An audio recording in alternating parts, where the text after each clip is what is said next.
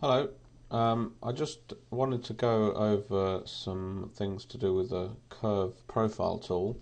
Mike asked how to use it, and I couldn't pass the opportunity to teach the old man some new tricks. So I've set up this scene. I've got three layers. I've got the foreground water layer, I've got the island, and I've got the background water layer. We'll just hide the water layers for now, and I'll just go over the basics of how to set this up. So basically these are just normal shapes, everything's perfectly normal and standard here. I'm going to create a line. Now I constrain the line so that these 2 points end up being in exactly the same line, which will help it fit together. It's not necessary, and you can actually well, I'll show you as you change it around, but I want to divide this line. I've got a little tool here that does it, which I think Ramon made, but you can just add points yourself, or you can use the split where is it, split curve option here. So I'm just going to get a very basic starting point. So at this point I'll make this pointy. So the first thing I need to do is assign this curve as the profile for this.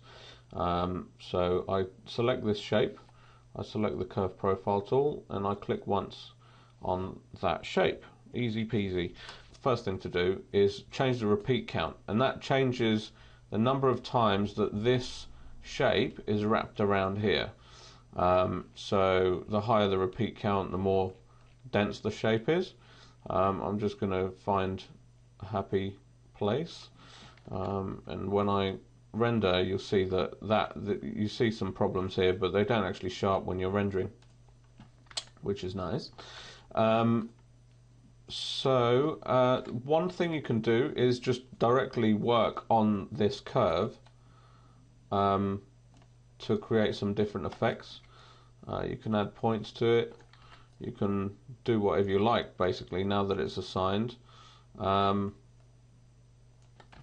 I can change the curvature, move it around, that sort of thing, until I'm happy. And so it's a really great way of creating quite complex outlines on shapes, and then because the shape remains quite simple, you can actually still animate the shape. Now obviously this is making the outline rotate, which isn't necessarily what you want. I'm not exactly sure how to get around that at this point, but still, for actually creating shapes which you then move as a whole, then that solves that kind of issue.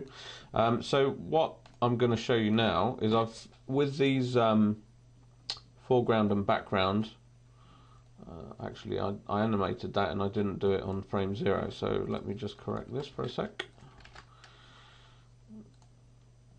Okay, so with the foreground and background curve, what I've done is I've animated it so these blocks go left and right, like, you know, kind of cartoon C. And what I'm going to do is actually assign the same curve profile, not the same as the tree, but I'm going to create a new one. And one thing you'll notice, well, I'll show you in a sec, is what I'm going to do is create a curve profile here of a wave, and then I'll select these two shapes and assign it to this, and you'll see here this orange line here, that's the curve profile that's available from other layers. So it's quite cool because you can just have one layer if you wanted to, which just had all your different curve profiles next to each other, and moving this won't actually affect anything. So if I click the curve profile again, you'll see that then, so you can actually have a palette of curves that you want to use. And what is quite cool is that even though I'm using the same curve profile, I can actually change the curve repeat count here. So I'm going to reduce it as these layers get further away from the camera. Oops, I shouldn't have moved that really.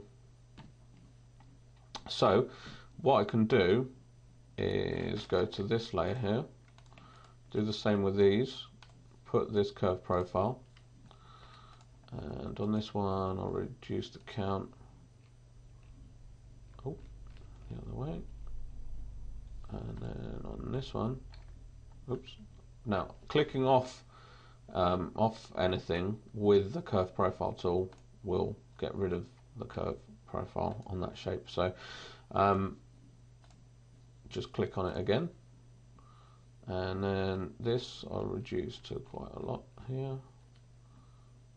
Okay, so because I've already added in the motion here, we've got a basic kind of C sort of motion. Now what I can do is change this so it's a bit less extreme, and it's cool because you can just change it, and also this shape can be animated in the same way that any other shape can be.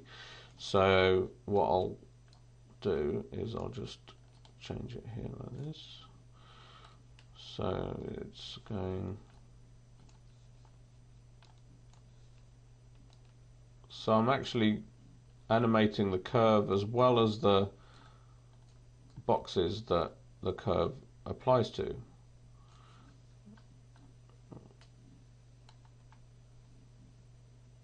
So that's pretty much it. You can do a lot of different things with it, like I showed in another video.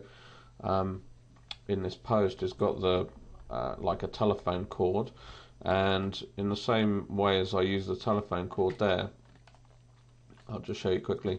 The curve profile actually works around the what's this called? Stroke exposure works with the curve profile, so you can bring it in. If you press Alt and change it, it goes from the other end. So it's quite a cool, useful little tool, and it's nice to be able to just change this whenever you want, and just make sure that if you don't want the curve profile to animate itself, then do it on frame 0. Otherwise you'll do what I did here with a C. So I'll export this video and I'll add the actual final composite to the end. Cheers, bye.